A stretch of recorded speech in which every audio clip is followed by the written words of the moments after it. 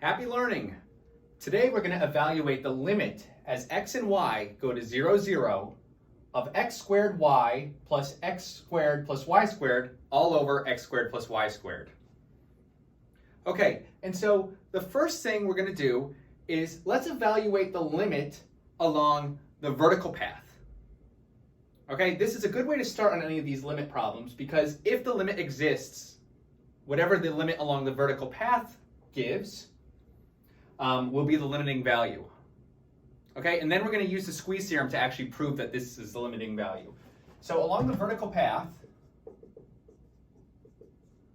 all right, the vertical path is when x is 0 and y approaches 0. We're going to evaluate the limit as y approaches 0 of, okay, we're going to replace every x with 0, and we're going to take the limit as y goes to 0. So this is 0 plus y squared over 0 plus y squared. The value of this limit is 1. So if this limit exists, then it's going to be 1. All right, and so I'm going to use the squeeze theorem to try to prove that the value of this limit is actually 1. And the reason why I think it's going to be 1 as opposed to does not exist is the degree of the numerator is higher than the degree of the denominator. So that's usually a hint that this limit is going to exist. It's not always the case, but it's usually a good hint. So let's take a look at the absolute value of our function.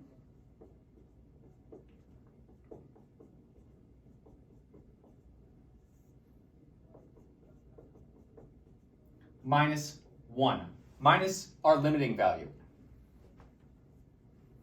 Okay, this value, let's combine into one term, so then we can try to set it less than or equal to something.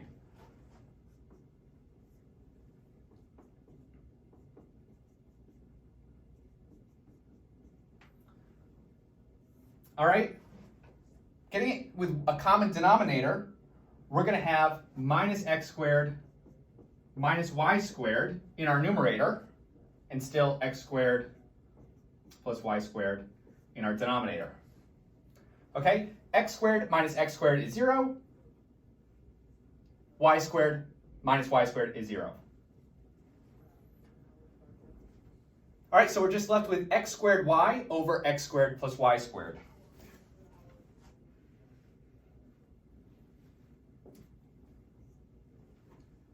Sorry that it's out of center. This here is less than or equal to,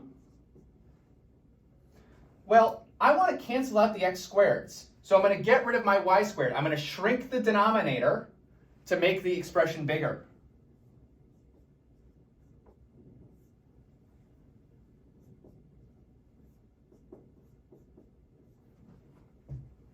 The x squareds cancel out, and we're just left with the absolute value of y. And so what the squeeze theorem says is that if the limit as x and y go to 0, 0 of this upper bound goes to 0, then our limiting value is 1.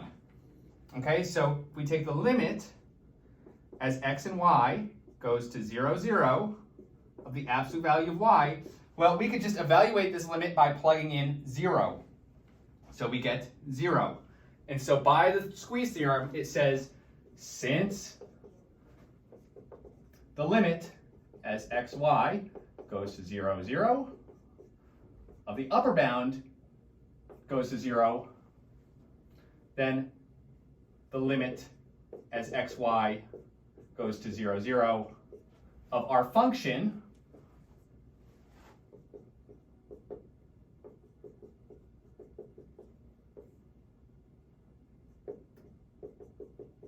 minus 1 equals 0. And then another way to say that is that the limit